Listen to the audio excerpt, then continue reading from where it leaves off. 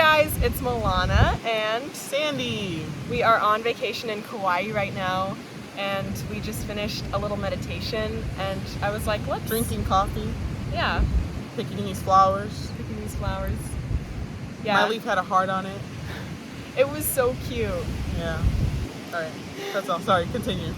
Anyways, welcome back to the channel. So today, I wanted to ask Sandy about... So just as quick background about Sandy. Sandy serves a lot. She does a lot of volunteer work, and she's just always serving her friends and her community. And she's very in tune with her gifts and using those to help others and to serve the world. So I just wanted to ask her some questions about that, because I think it would be really valuable for me and then also for you guys. So yeah, Sandy, what's... Drawing a blank. I asked you the question earlier, but now I can't remember. You asked me, how did you go about looking for your gifts or finding your gifts, and then how do you use those to serve? And I believe you also added like, why is it important to you and stuff, right? Yeah. Something along the lines of that. Yeah, exactly. And I think discovering your gifts or uncovering them or rediscovering them, because I think we all know them almost as kids. I have like the strong inclination that almost who we are as kids is who we are at our core, because there are no boxes that we're in at that time. It's who is who we're trying to get back to. And so I didn't know that. I think that's more of a realization I came to later on. Yeah, totally. But I think as life happens, and life happens to everyone, no matter what it is that happens, but you go through struggles and you go through hardships, and those things you can get so lost in the what of it that you forget your why. And a big thing that I keep hearing recently is like, your why power is your willpower. Whoa. And having that is like, what is my why? Because when those hardships happen, you have to root yourself in what your why is. But then it's like, what is my why? And so really asking yourself that, like, to your core, like, what is going to move me? Not just what is going to wake me up every day, because you're going to wake up regardless, God willing. But one day you're going to wake up and you're going to be tired from like the day before. And then that's when you have to be like, what is my why? What gets me moving? And even if you can, and it doesn't mean you're going to immediately go, but if you sit with that even for 5, then you're like, okay, let's sit with that for 5 to 10 minutes. Eventually your brain is going to have that willpower again, like, oh, I need to continue moving. And so I think rooting in my why has been so important. And so I know you're going to ask, what's your why? Yeah, I was just thinking that.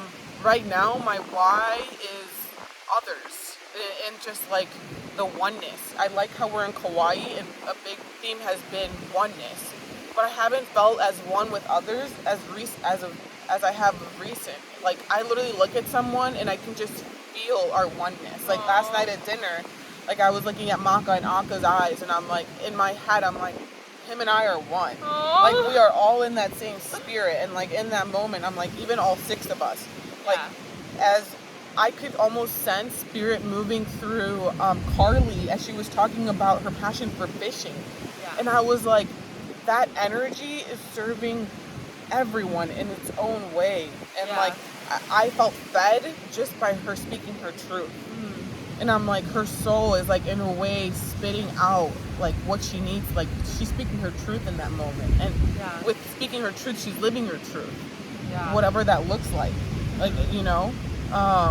And we all have that. And we're all so different, but it's that oneness that brings us back. And so I guess right now my why is that oneness and staying within one with myself. And I have a lot of what you would call like those material goals. Yeah. But they're rooted in my why. And so, for example, like one day I want to like take my whole family on a vacation. But the why behind that is like, I want to see like their souls in that environment, you know, and rooting in that, like bringing them back to them coming back to their oneness, you know? Yeah. Can you think of one of your, and you can have more than one why. One Yeah. why might not get you through. Sometimes you need more than one why to keep you going. Yeah, totally. But like even just like I guess listening to that, can you think of one of your whys that like keep you going?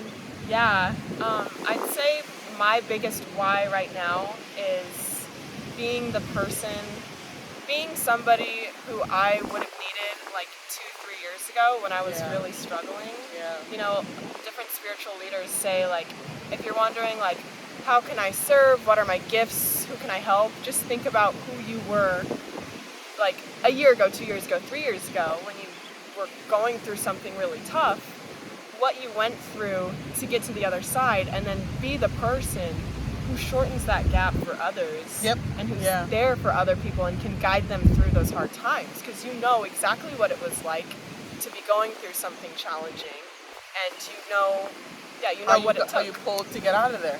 Exactly.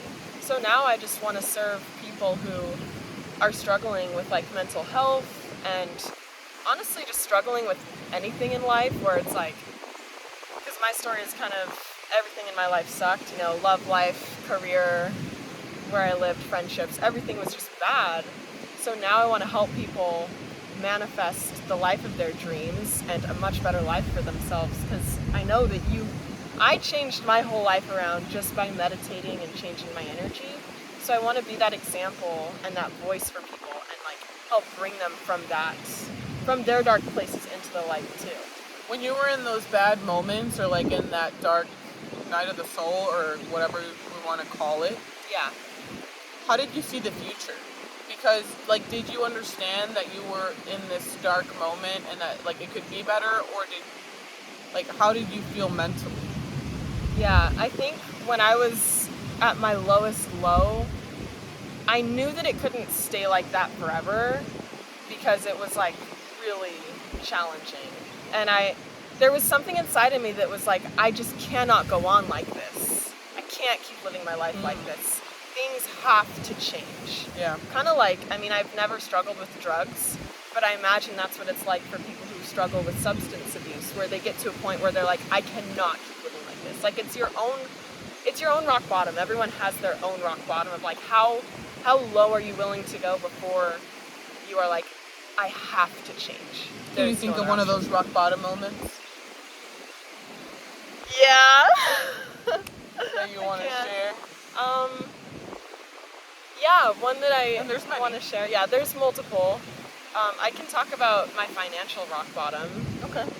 So I got laid off from my job during COVID, Yeah. and then I was trying to make money trading in the stock market for many months, and I would be successful for like a month or so, making good money, and then my strategy would start going south, and then I'd lose it all, Yeah. and then some, and that just kept happening. It was a cycle, and I held on to so much hope, and then it just ended up being unprofitable for me.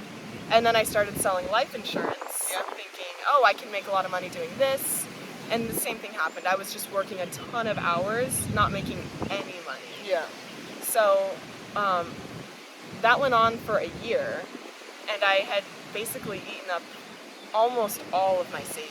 Yeah. Like, I was down to the point where I was stressed out about getting an oil change. Right. I was like, I can't afford this. And Yeah. like, I was behind on some bills, and I was like, I can't go into debt. Right. Like, that was my rock bottom for my finances. Mhm. I would not go into debt. So I'm thankful for that. Yeah. Because I know a lot of society is taught like, oh, it's fine, just put it on credit cards. Right. So that was my financial rock bottom. And that was when I was really getting into manifesting. That was the first thing I wanted to manifest, was like income and money. So yeah, that was my And financial rock bottom. That's it. Yeah. And then I started manifesting money like in such mysterious ways. I set this goal for myself. But before manifesting, what was like one tool you used to like get yourself even? Because I think you and I had like this road trip, soul road trip of like, we're at financial rock bottom. We weren't like, I'm gonna manifest, because you don't just think of manifesting like when you're there. You eventually we were led to like this manifesting spiritual journey of like, coming back to oneness. Yeah. But like in that moment, what made you kind of just want to move forward and just expand? If you can think of something. Yeah. Because it's like those small moments that kind of built up to you're like, oh, now I'm in this journey of manifesting. creating, but what was that one thing I did, on that day where I was like, no more struggling with an oil change? Yeah. Well, the first thing that happened was I was talking to my mom on the phone, and she was at a Dr. Joe Dispenza meditation retreat. My throat's getting a little dry. She was at a meditation retreat, and I'm probably gonna have to wrap Would this you up like to soon. suck on this flower?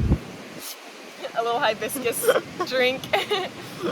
Basically, my mom was at a retreat, and she sounded so relaxed and so abundant. She was like giving things away to people, and she sounded so happy. Yeah. And so then I read the book, Becoming Supernatural, that's all about meditation and manifestation, and how what you believe is what happens in your life. Like, your beliefs create your reality.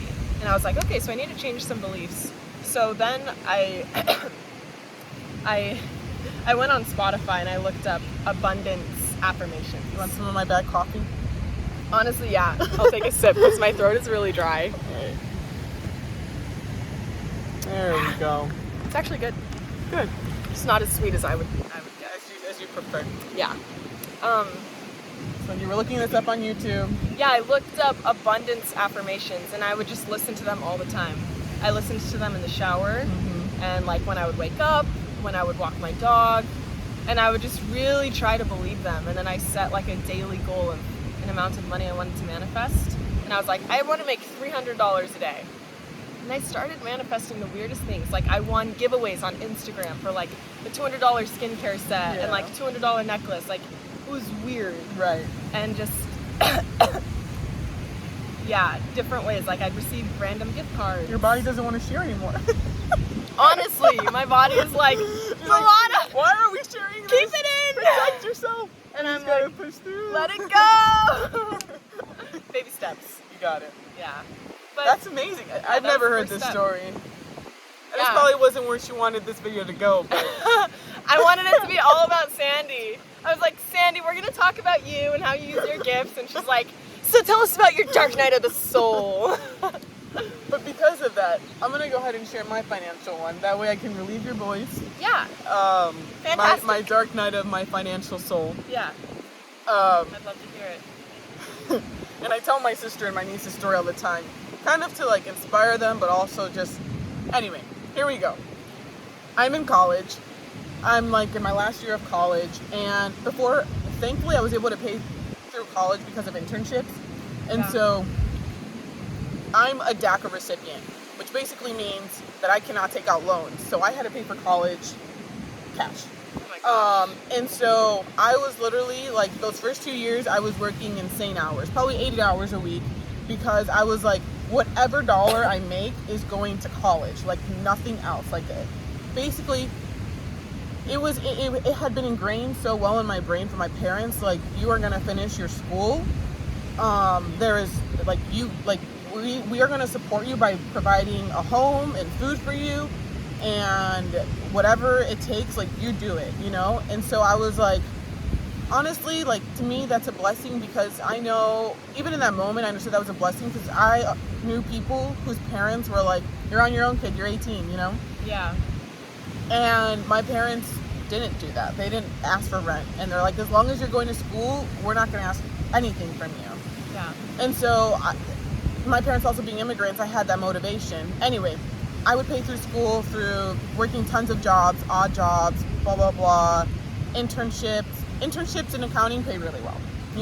I can definitely say I probably ended up, I'll spit up some numbers. Like, one busy season internship, I probably made close to, like, if I'm trying to think back to remember, it would be between 17 and 20K, In like the summer? In like 3 months, and from like January to whatever. So you did that while you were in school? Yeah. So anyway, you my would gosh. have to, or I would work like 2 jobs, this and that. Wow. I never knew this about you. I know. Anyway, so then I'm getting towards the end of school. I have like no money. At this point, the accounting program that I went to is super demanding. It's a very good accounting program in the country. And so, like, basically they like tell you right up front, they're like, you can't work if you're doing this program full time. They're like, you will not have the mental capacity. Yeah. And I also struggle with attention and being a good student. Like, I'm not good at school. We've talked about that. And so I was like, damn, I'm not going to be able to work. And so then I was extra saving and extra working to make sure that, like, when I was doing full-time school, I wouldn't have to work. And so, but here's the thing, you still start running out of money. Yeah. I mean, the school that I went to had very affordable rent. I was living with roommates, blah, blah, blah. But anyway, here I am at the end of school. I have no money left. At this point, I am in debt with a financed car because, so before I moved to school, I had been paying for my parents, because for about a year I was commuting an hour to college every day. And at some point my car broke down, so then my dad helped me finance a car, which then got totaled because I got in a really bad car accident that I told you about. Yeah. And at that time, I didn't understand how that car accident worked. Basically, my goal was finish school. You don't have time to deal with this car accident. I probably could have gotten, retrospectively, I always thought, like, you could sue and get a lot of money because it was their fault. They basically T-boned me at a stop sign. Oh my gosh. But I was just in, like, no, school's more important. And even then, I remember my soul being like, you not going after this person, like, is okay, and you're gonna get this back. Something internally was like, it's gonna come back tenfold. Wow. And like, I never wanted to attack someone that way, like, because the mom was so panicked when she did hit me. Anyway, back to the story. Wow. I have, like, no money left. My credit score is down at, like, I would want to say like 470 is the lowest I saw it.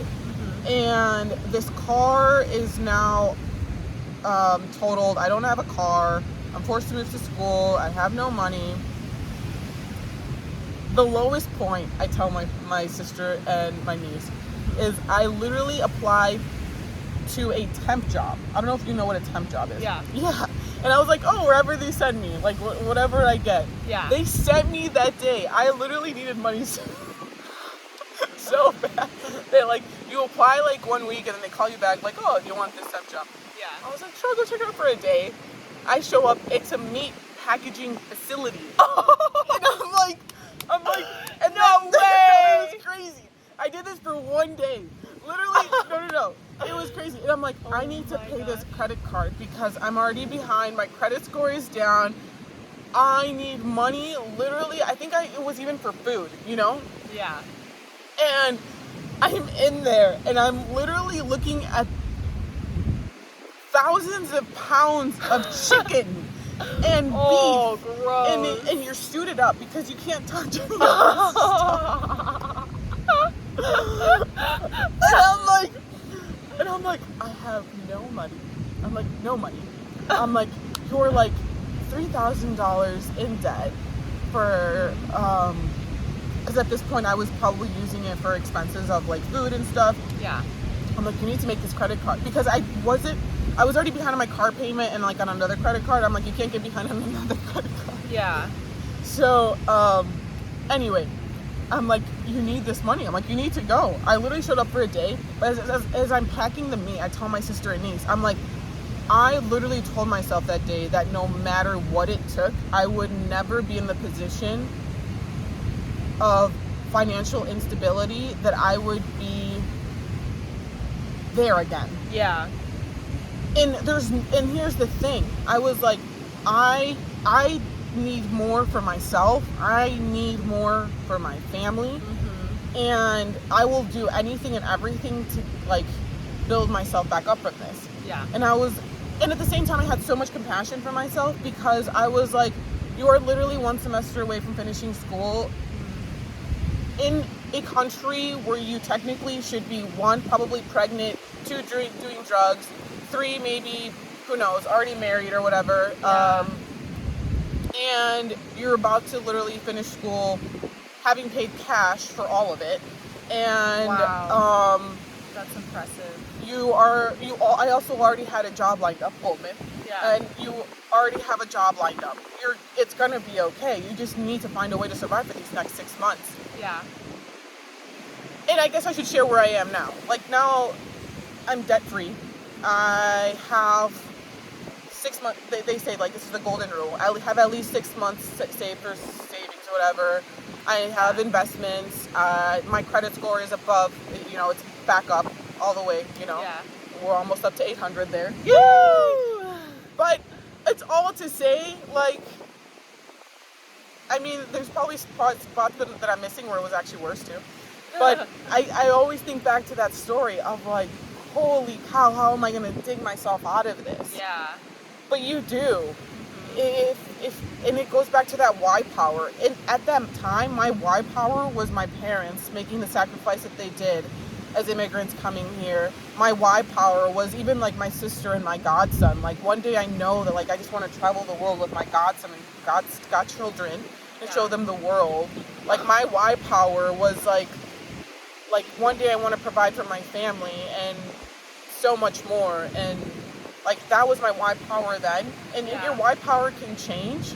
And so like we circled back. What's your why power? But anyway, there you go. Thank you so much for sharing that. That's so profound and so interesting too. Like you got to the level where like you took a temp job, went to a meat packing facility, and then you were like, this can't be my life. I refuse. I literally felt nauseous in that meat facility. Yeah. Like seeing how people eat their meat. Wow. I'll never forget, like, just slicing meat. Anyway, back to it. And that makes me think about how, like, that was a blessing. Because if your temp job sent you to a job that was, like, not your favorite, but not horrible, maybe you would have I wouldn't have felt that awful as I did that day. Yeah. It's when we hit those extremely low points that we have something inside of us that says, I cannot accept this. And some people probably would enjoy packing meat. Yeah. I just knew the universe was literally like, she can't stand this, so this is where we're gonna send her. Yeah. And I also knew that I wanted better for myself, better for my family, and Yeah, that's beautiful. Dr. Joe talks about how you can change your life without going to the darkness. Like, you don't have to wait until your life sucks to manifest and create a beautiful life. But most people won't. Because if you're just living, like, on a 5 out of 10, like, you're fine, you're not super happy, you're not, like, super sad, most people are not going to change. You have to, for the most part, I think, you have to get really uncomfortable in the beginning to inspire change.